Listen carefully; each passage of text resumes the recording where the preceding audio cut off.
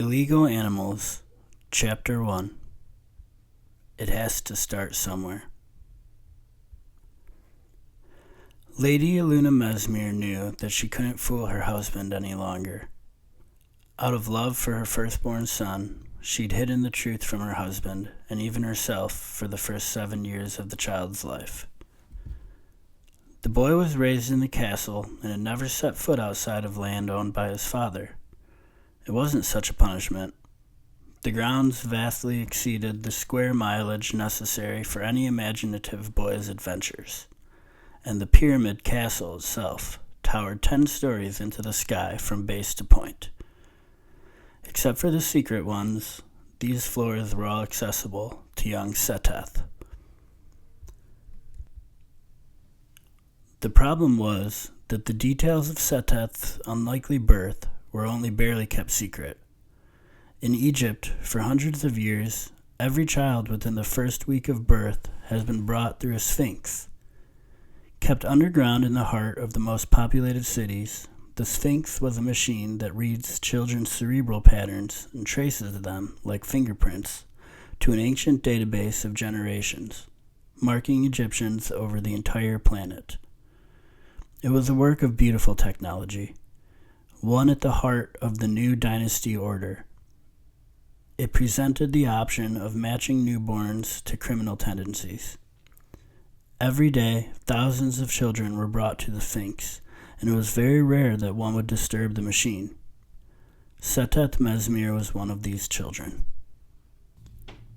Lord Gabriel Mesmere and Aluna had brought their firstborn son to the Sphinx of their grand city, Byblos, the heart of the world. Due to their political influence, they were allowed to run the test in private with the most luxurious accommodations. For the same reason, they were also welcome to walk out of the heavily protected government edifice. However, knowing the results would be sent directly to the city's pharaohs, Lord Mesmere sent Aluna to race home with the child while he disappeared for several days. "Have a servant you trust hide with him in my office. When they come to search the palace, tell them I've disappeared with the boy. Talk to no one until I get back." When he returned, there was a new darkness to him. Aluna presented him with the child who had been safely hidden through the initial search of the palace. He would not hold the boy. He barely looked at him. For months, Aluna begged him to tell her what happened during those 3 days he'd spent away. One night, very late, he confessed. "I went north out of Egypt until I was far into the ghettos. It was so late at night that no one would notice me. I cloaked myself and went through the alleys of the mud sheds and looked in the windows. It took me hours before I found a sleeping infant boy. I soothed him and brought him back outside through the window I had entered. I bought a horse and rode back to the city through the night. I went to the police and told them that I had fled because I needed to say goodbye to my son. I gave him away, and they questioned me until they were sure I had been telling the truth." He was pale and drunk. He sat on the edge of the bed and drank wine until the sun came up. He knew that the child had been surrendered to the new dynasty order would never return. That was the point of the Sphinx, to weed out potentially dangerous criminal minds. He was feeling guilty that his son, a part of him, could grow into such a monster, and he was feeling guiltier still that he had lied to the police to save the child, even though now the child would have to be raised in the secret of his own estate. Aluna didn't know how to respond. She had never before imagined that her husband was capable of kidnapping a child, just like the one that was her own, and sending him to his death. She didn't ask him to hold Seteth anymore, and he didn't want to. She could tell that he was only waiting for another son before he could act again. And now she had a better idea of what he was really capable of. The God Killers. Deeper into the city of the Egyptian capital, through the desert wasteland, stood the Great Pyramid. Commonly known as the strongest fortress in the world, this citadel was designed and inhabited by the new dynasty order, a sacred organization said to hold more influence than the pharaohs themselves. Towering 40 stories into the sky and entirely armored in polished limestone, the alien-looking superstructure was engineered to reflect the burning sun like a prism in all directions for miles out into the surrounding desert. Not long after Seteth was born and Lord Mesmer had offered up his decoy baby, Police Captain Jack Winehouse was in the Great Pyramid on business. He had ridden a glass elevator that carried him first from the pyramid's grand entrance to the center of the citadel, then up to the ear-popping top floor. This was the main operations control room, a room where powerful people worked. The headquarters of the new dynasty order. In common slang, there is a name for that special room: Hell's Gate. It was said that if someone in that room even considered killing you, you'd be dead before the sun came up the next day. Captain Winehouse was shaking because he knew he was about to go in there, into Hell's Gate, to deliver bad news.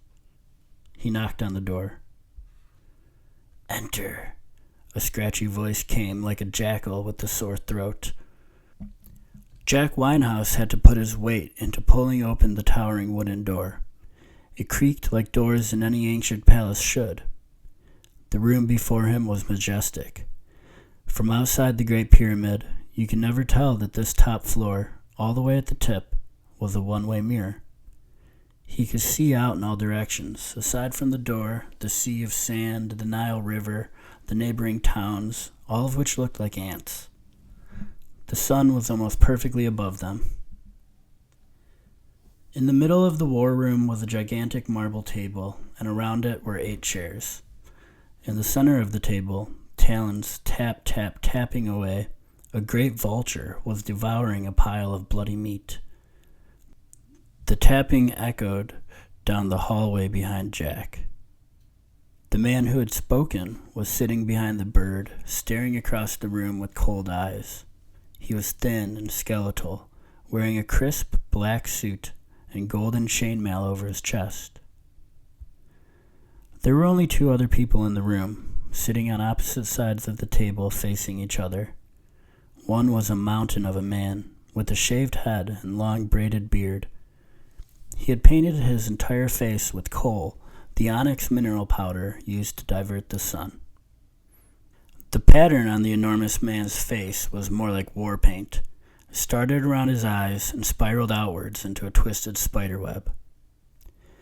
The final person in the room was an old woman. She was elegant and frigid. She had kohl on her face too, but for lipstick, and she wore a black caped dress and a pair of blue dark sunglasses. Her mouth was permanently shaped like she'd just taken a shot of something awful.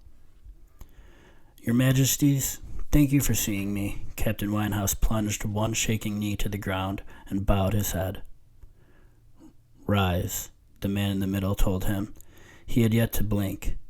The bird, in response to his voice, screamed. "What brings you before us?" The giant man with the spider web boomed. Jack did his best to steady his voice. "My lords, I discovered an irregularity with one sphinx, in Byblos." "Oh?" "Yes, a newborn son from the Mesmer estate. Lord Gabriel Mesmer is a part of the Pharaoh's Senate there. His child was marked." The skeleton man with the lifeless eyes almost broke character, because this information brought him what could only be described as glee. One corner of his mouth curled. "Pity," he said.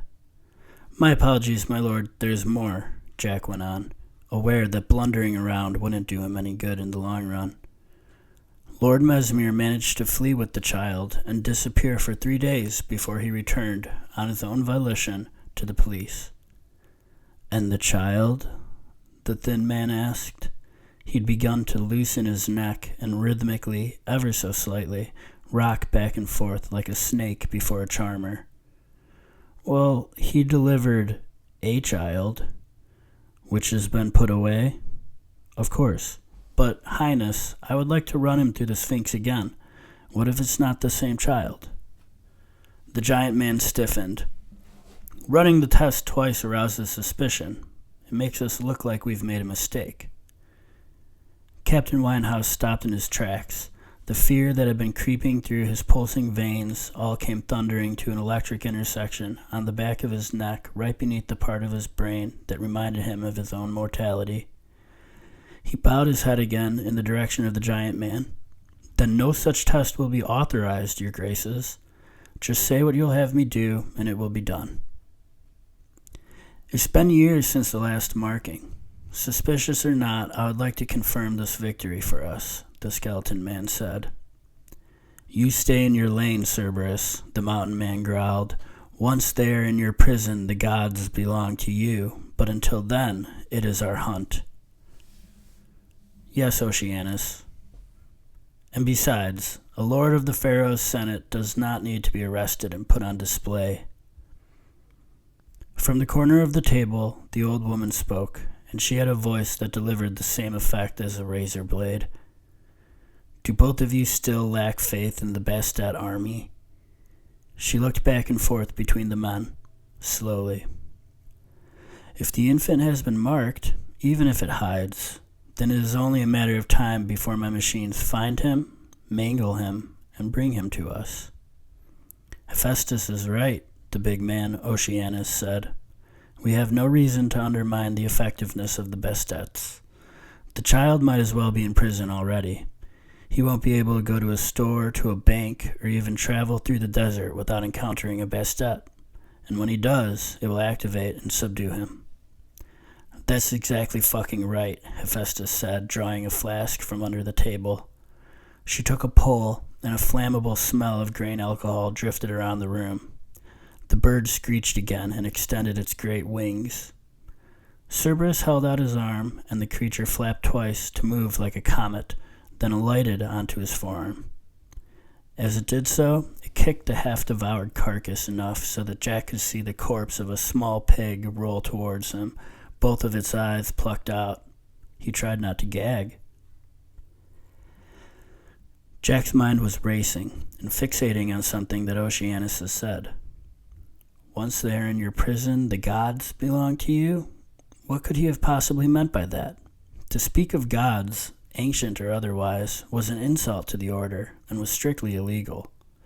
Even a whisper of magic, mysticism, or superstition was punishable by tortured death.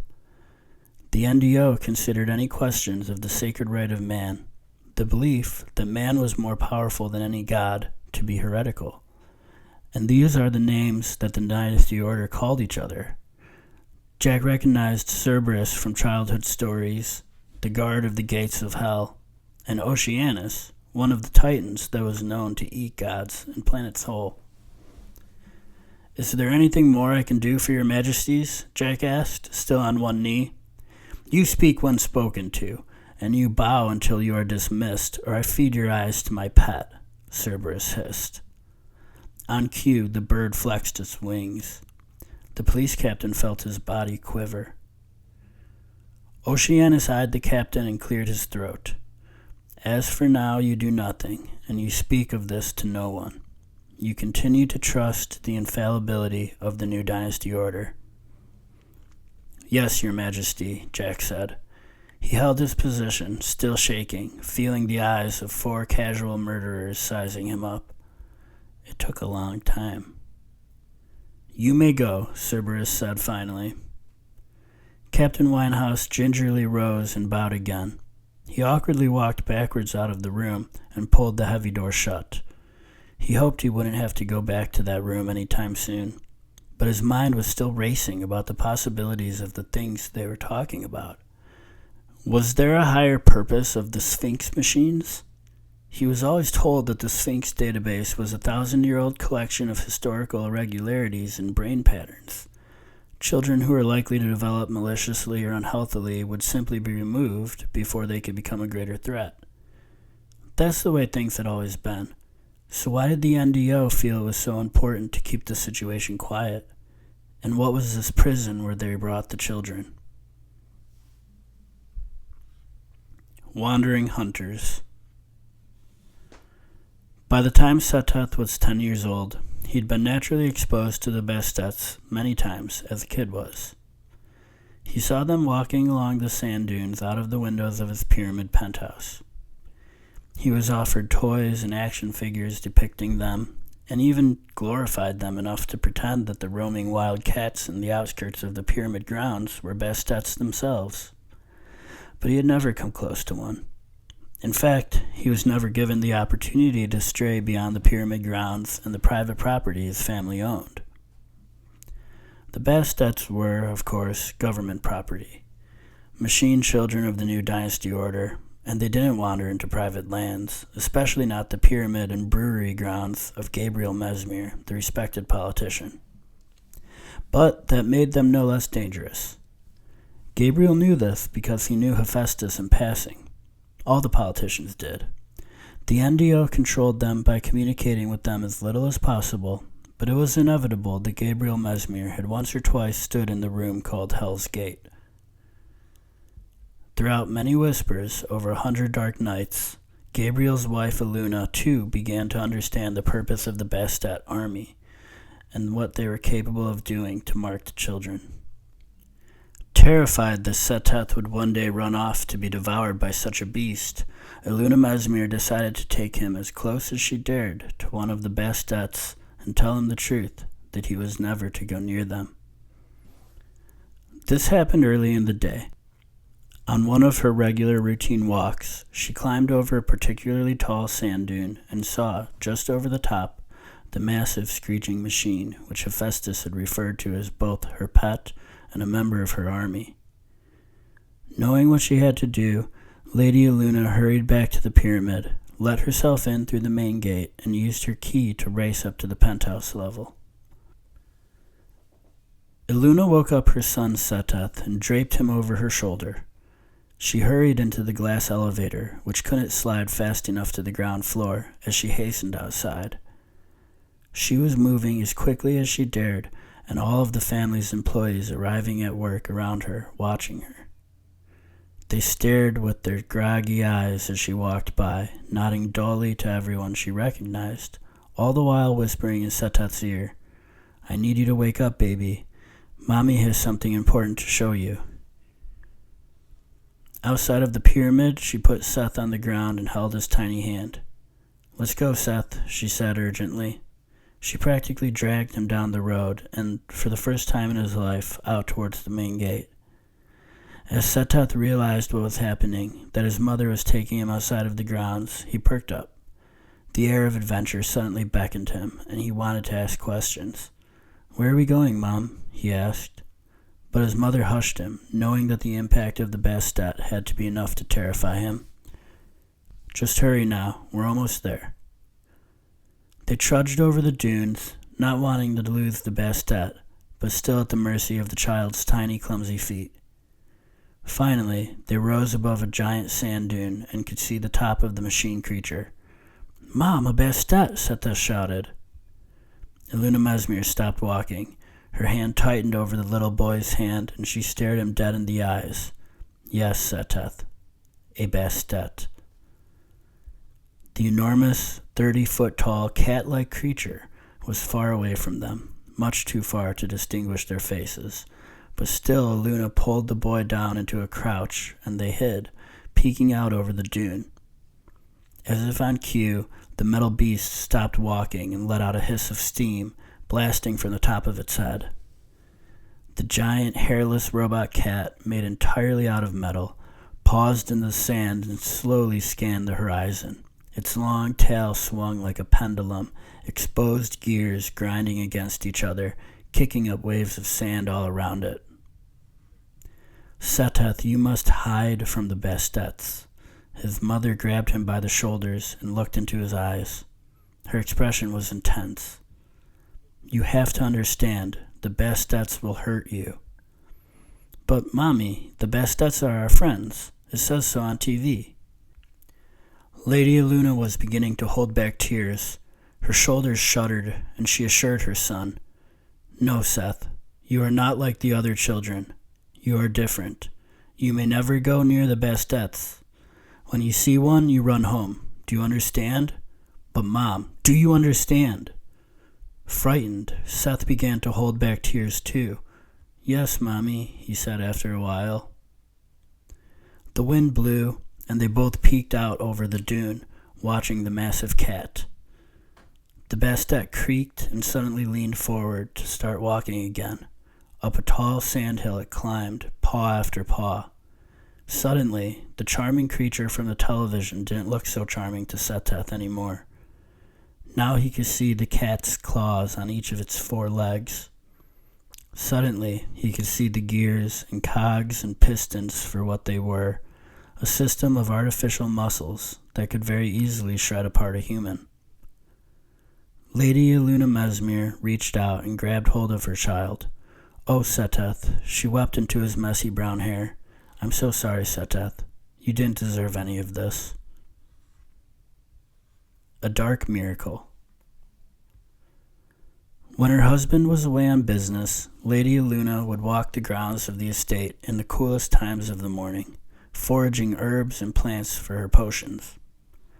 She would ride the great glass elevator down the side of the pyramid through the public floors and to the commoner entrance. Before the sun came up, before anyone was arriving for work, she would slip out of the front door all wrapped up to hide her face from the sun or any potentially suspicious eyes. Then she would make her way around the pyramid side to the more restricted path between the breweries, and finally out to the dune hills and sandy stone faces where people rarely explored. This was a sacred time for her to be alone with her thoughts. In truth, the daily politics drove her mad, and her husband made her madder. Ever since Seteth was born, and he, her husband, had broken her trust, her instincts always screamed, just below her surface, that something must be done. But it was her family that married her to Gabriel, and to leave him would not only bring dishonor, but would also exile her from both families, leaving her to live by the docks in the mud huts with the commoners. If anything, for the sake of her son and her daughter's lives, she knew that she must endure Gabriel's constant brooding, private violence, and untamed wrath that only a man of his stature could wield without consequence. Seteth was 10 years old now, and Lord Mesmer had grown comfortable beating him with his scepter. Sometimes as punishment for the childish mischief, but other times, the worst times, just because he was drunk and angry, and because he harbored a constant disdain for the child, knowing that he had been marked by the Sphinx. In Gabriel's mind, the child was already dead. In this way, it frustrated him to even see the boy. It frustrated him more when he conducted meetings in private and the boy was around. "Keep him contained," he would growl at Eluna and the handmaidens. It worried his mother that this was destroying Seteth, even though, against these odds, the boy seemed to grow bolder every day. The worst thing, however, was that there was an hourglass and the sand was dripping down. Eluna was with child again, and she could tell that it was going to be a boy. Any doubts that she had 10 years ago, when Gabriel slaughtered the child to bring back to the Sphinx, that he could never do that to his own son, has since faded away with every strike of that scepter. He was aware of the pregnancy, that Eluna herself was approaching the end of her childbearing years, and he was eager, in an agitated way, for his rightful heir to be born. This made him meaner. So Eluna would only go out when he was sure to be away, and before dawn, so that no one would know.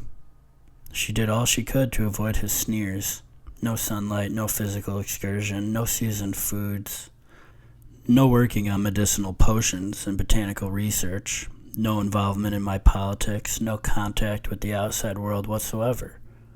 He treated her and thought of her as an incubator, one that he was watching as closely as he could every time he had a free moment from business and remembered she existed. The sun was rising pink and orange, and Lady Mesmer had reached a rocky elevated area, which she climbed above the sand.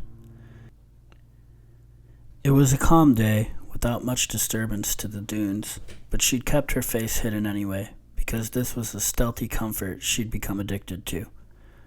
She was breathing heavily and feeling bloated, but her body told her that the exercise was better than spending another entire day in the shadowy chambers, laying in bed and being doted on by handmaidens who were terrified, on Gabriel's orders no doubt, to have an actual conversation with her, or bring her anything more interesting than rice and bread and fruit. She had picked a spot high enough where she could see the sun rising behind the Great Pyramid and the other pyramids on the land, the breweries and the mills and the grain storage, the papyrus fields, and the top of the most forbidden place of all, the family burial crypt, which should only be entered to give respect, and even still only on holidays and special occasions. And, as scenic as the view would be to any layperson, to Eluna it just looked like a prison. She was much more interested in scanning the ground for wild succulents and rare sprout that had pushed its way through the sand into the stone.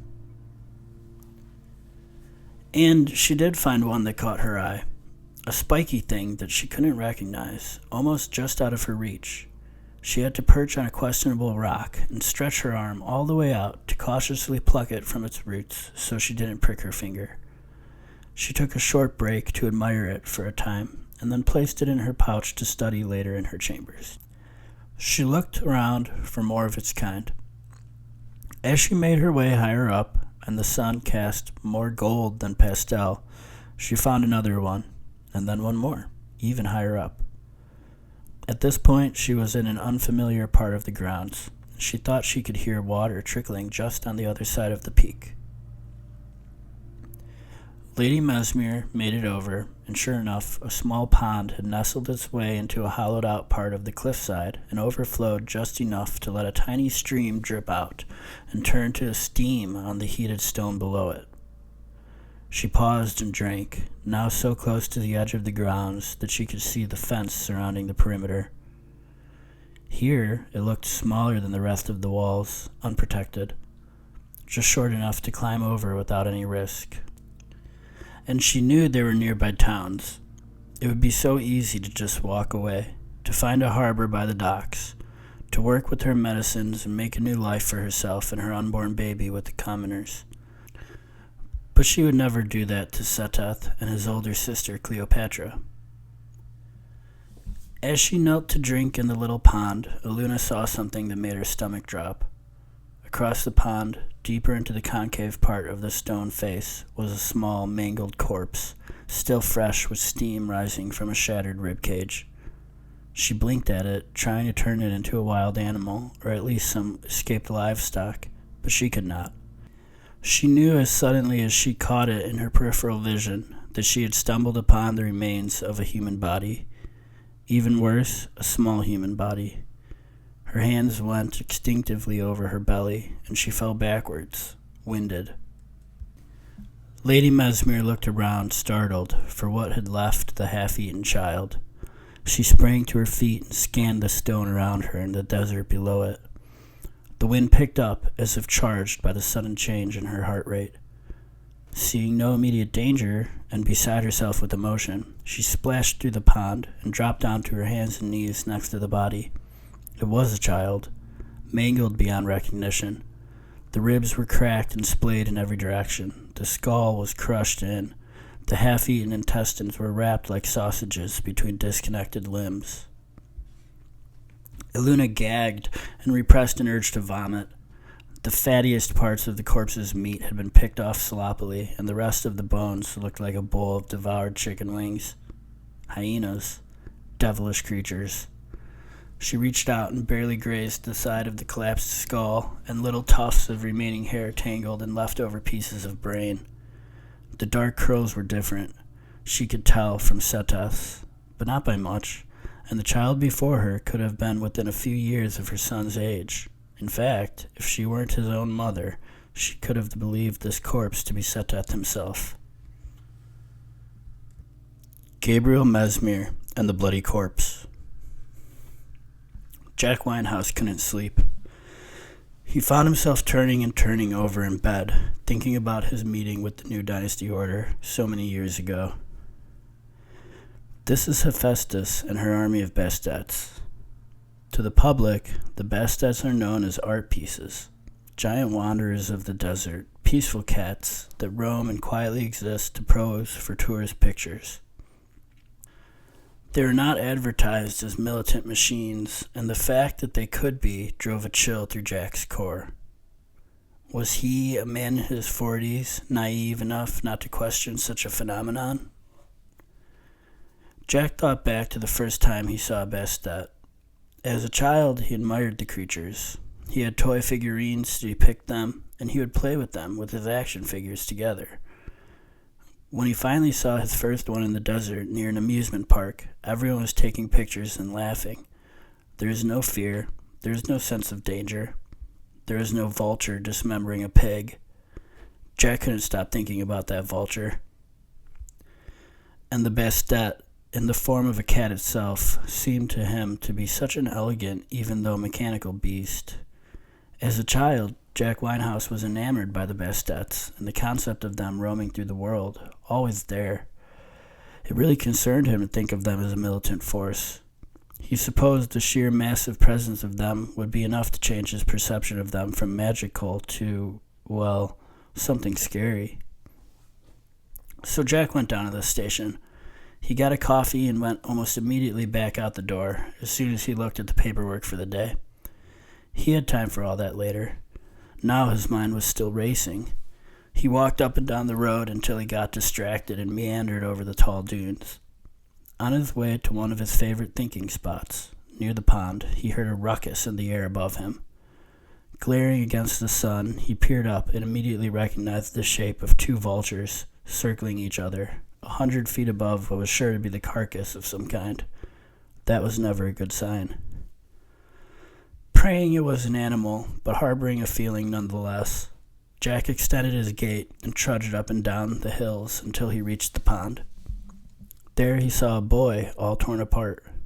He rushed to the body and began jotting notes frantically into his notebook. There wasn't much he could do to identify the corpse. It was torn apart.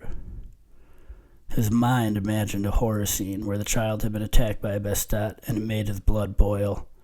He knew there were wild animals down by the pond, and he knew the body was most likely the work of hyenas, but still, thinking of the Mesmer child gave him the chills. If the infant has been marked, even if it hides, then it is only a matter of time before my machines find him, mangle him, and bring him to us. Captain Winehouse scribbled as many notes as he could about the body and its location. Then he hurried back to the station to gather a team of specialists. But then, curiously enough, by the time he had returned, the corpse was gone. Gabriel in the dark. Lord Gabriel Mesmer was sound asleep when his wife started shaking him. Frustrated immediately, he shook her off and sat up, rubbing his eyes. "Oh, darling, it's just awful," Lady Aluna cried. "Will you make sense? What are you on about?" Gabriel growled. "It's our son. He must have run away and he got out past the wall and—" Gabriel sighed and lay back down in the bed. "When will you learn to stop coddling him? You don't understand. Our Seteth is dead," Aluna sobbed. Gabriel sat up again. He rubbed his beard. "He is what?" This was big news. If the boy had wandered away and fallen off a cliff, then that was all the same to his father. In fact, it was ideal not to have to worry about hiding a marked child anymore, which would be a huge load off. But if the boy had wandered off and met a Bastet, then they were all in trouble. The Bastet would report back to the NDO and risk them finding out what Gabriel had done, keeping the child hidden from them all this time. But Gabriel wasn't thinking straight. He knew only bits and pieces of the technicalities behind the giant metal cats. Only by exchanging briefly with Hephaestus in Hell's Gate did he know the power of the creatures. Even then, he had gleaned enough to understand that a Bastet would never kill a marked child and leave it for some woman to find. "What are you saying, Aluna?" Gabriel demanded. "Just come with me, my lord. It's so terrible. His body is in the desert." They went down the elevator and out the door when Gabriel stopped at a shed to retrieve a wheelbarrow. "What is that for?" Aluna asked, already knowing the answer. "His body is out there, right? We need to bring it back in before the Bastets do. Eluna, who had been shaking with the adrenaline of her own performance, combined with the actual trauma of seeing the child that morning, almost lost her temper completely. Her husband was treating their son like a dog. Again. And the body, of course, wasn't their son, but for all he cared, it might as well have been. She could sense his relief. She knew that he had held nothing but animosity towards their child ever since he was marked. She knew that, as soon as she gave birth to another son, he would have gotten rid of Seteth anyway.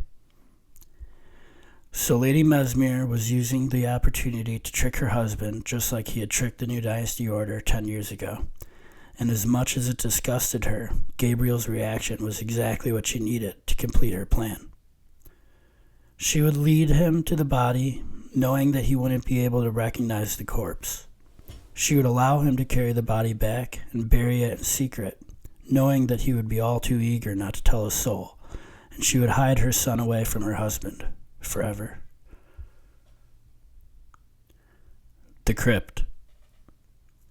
Seteth grew up accustomed to his parents fighting. He could understand at the young age of 10 that his father was a powerful man. The way he talked to his subordinates around the pyramid, the way he spoke to his mother, and the way he screamed at them were all disturbing. He thought of his father as some sort of powerful being, and he had no reason not to. It was true that Gabriel Mesmere was a powerful man, and it was true that he made his presence clear around the pyramid where they lived. On the day that Seteth's mom found the body of the child, she rushed to awaken him. In the groggy dawn, Seteth remembered waking up to his mother shaking his shoulders. "You have to get dressed now, sweetie. You need to come with me now." Seth got dressed and went with his mother. They rushed through the abandoned pyramid hallways of the loft floor towards the elevator. For the first time, Seteth was in the elevator when his mother used her key to access a confidential floor, underground, the crypt. As the glass elevator descended below the sand dunes into darkness, Seth's body stiffened, acutely aware that he was entering a place where he was not allowed. It took a gut-wrenching amount of time, too, and since it took such a short time for the elevator to go from sky to ground, well, even Seth could tell they were now deep, deep underground. The doors opened, and Seteth's mom scooped him up and carried him on her shoulder. She began marching, with Seteth in tow, down a long, bleak, gray hallway out of the elevator. Seth was amazed by how quiet it was. No desert wind howling outside of his window now. He could feel the isolation caused by tons of sand between him and the world he knew. He was in the crypt, and the impact of that fact frightened him even more than his father did. Eluna Mesmere's shoes echoed against the hollowed-out hallway, and she was moving with a purpose. They took a turn in one direction, and they started moving past ancient-looking doorways, each one in a darker and deeper part of the decrepit stone hallway. Finally, after several turns, they stopped in front of one particular door, and Seth's mom got out her keys again. He remembered hearing the iron enter the keyhole, the scratching metal of the turning key, and the resounding clunks of the shackles lining up. They went into the room, and his mom put him down on the floor. The room was cold and empty. "Now, Seteth, you have to stay here for now. I promise you I will be back. Seteth, you listen to me. This is the most important thing in the world. You do not leave this room until I come back. Do you understand your mother?" Seth was scared. He looked around the dark, cold room with no furniture in it and only 2 dim electric torches in the corners. "I don't know," he said. "You have to trust me, baby. You have to trust me.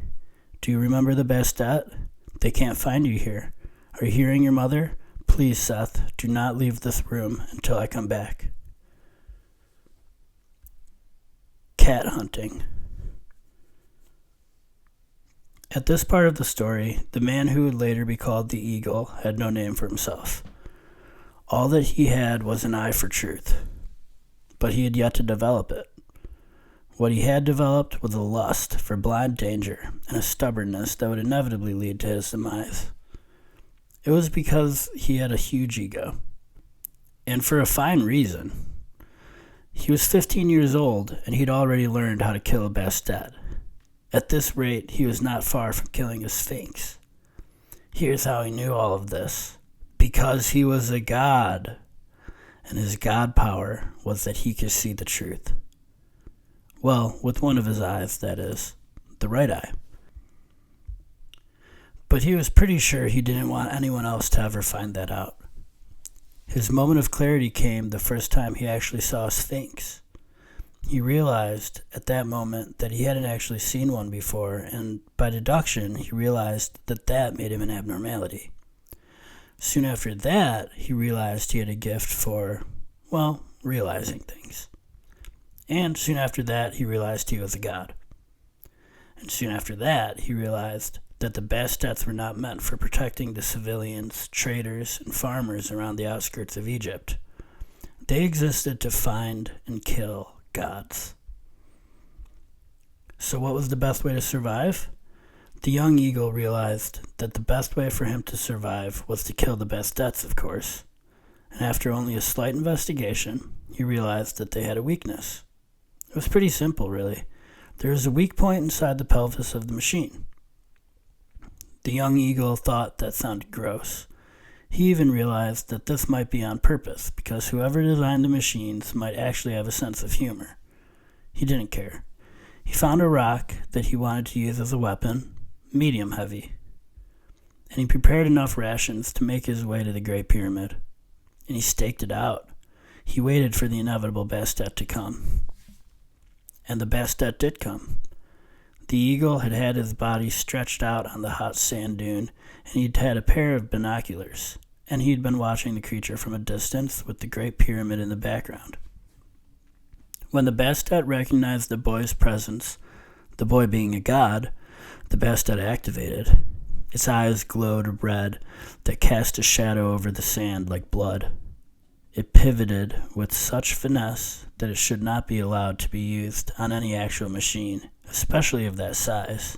But it did. It came at the boy like a cat.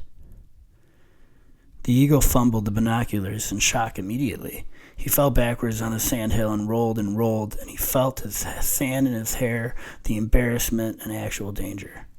He hadn't realized the danger. He could see, as he was falling, the reflective mirror of the pyramid. By the time he stopped falling, his elbows and knees were bleeding. No, forget about that. Stand up. He tried to stand up. Somewhere over the loud silence of his blood pumping in his own ears, he detected the sound of hyenas howling. He realized that they might save his life.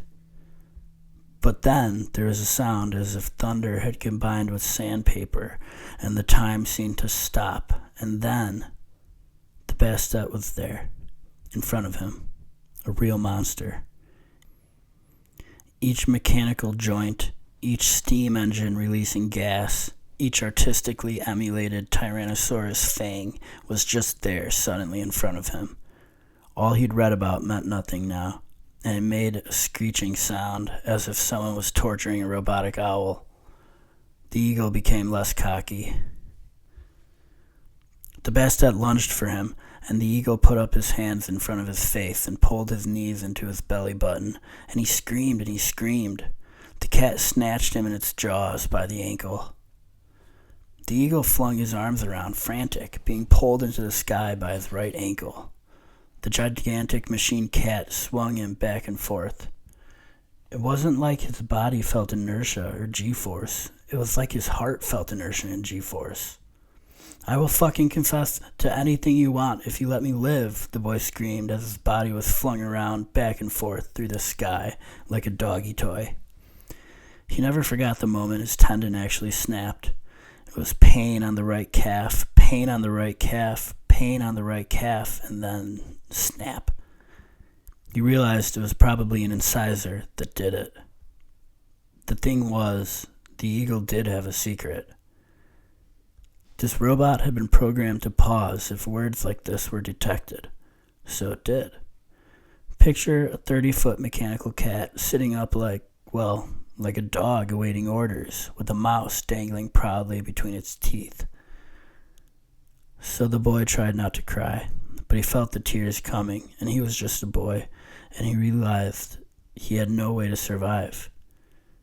But the cat never ended up reactivating, and after that, the boy got groggy, and he didn't really remember Jack Winehouse shouting, "Are you okay, boy? Are you okay, boy? What the fuck happened here? Are you... Hold on, I'm going to get you down.